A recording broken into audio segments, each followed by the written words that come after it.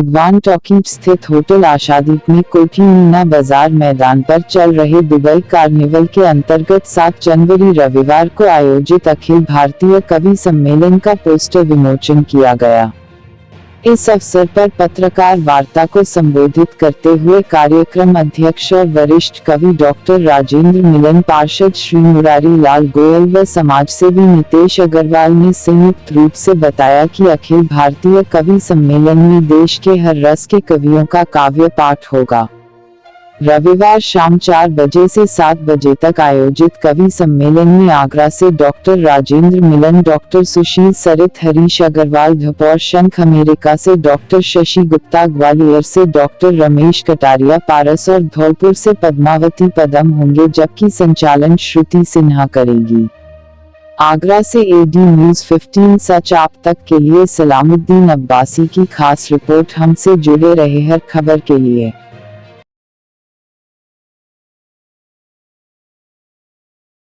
अखिल भारतीय कवि सम्मेलन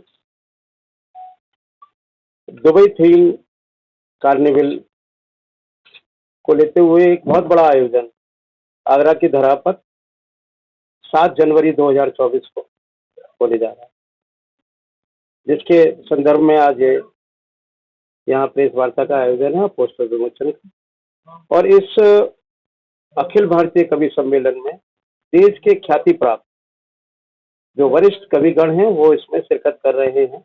एक बहुत बड़ा आयोजन 2024 के नववर्ष की प्रातः बेला पर ये हो रहा है, जिसमें मुख्य अतिथि माननीय हेमलता जवाकर जी हैं, हमारे विधायक पुरुषोत्तम खंडेलवाल जी हैं, और बड़े श्रेष्ठ कवि जैसे अमेरिका से हमारी डॉक्टर शशि गुप्ता जी भी इसके अंदर हैं कविगण, और आपकी पद्मावती पदम जी धौलपुर से इसमें आ रही हैं, डॉक्टर राजेंद्र मिलन जी हैं, और हमारे डॉक्टर रमेश कटारिया जी हैं, डॉक्टर सुशील सरित जी हैं, और श्रुति सिन्हा इसका संचालन करेंगी।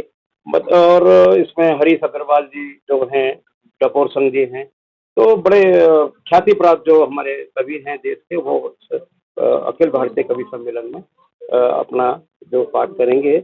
और ये 7 जनवरी 2024 को शाम को 4 बजे कोठी मीना बाजार ग्राउंड पर जो कार्निवल चल रहा है उसमें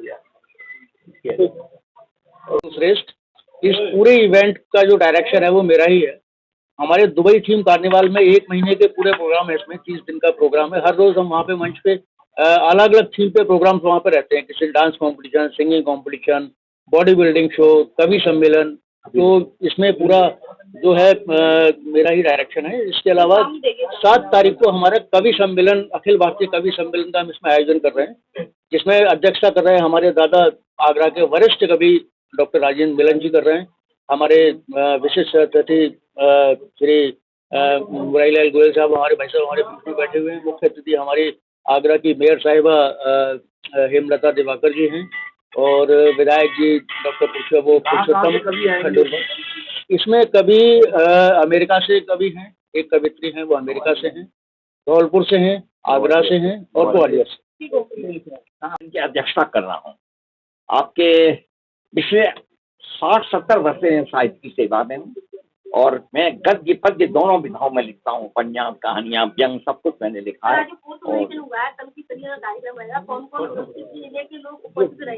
जी जी, ये वैसे मध्य प्रदेश से आ रहे हैं, हमारे ग्वालियर से डॉक्टर रमेश कटारिया पारस, और राजस्थान से हमारी ये आपकी पद्मावती पदम, और बाकी हम आगरा के कवि। आपने लिखा है कि अमेरिका से भी हाँ, वो अंतर्राष्ट्रीय लेवल पर ये कवि सम्मेलन हो रहा है, उसके बारे में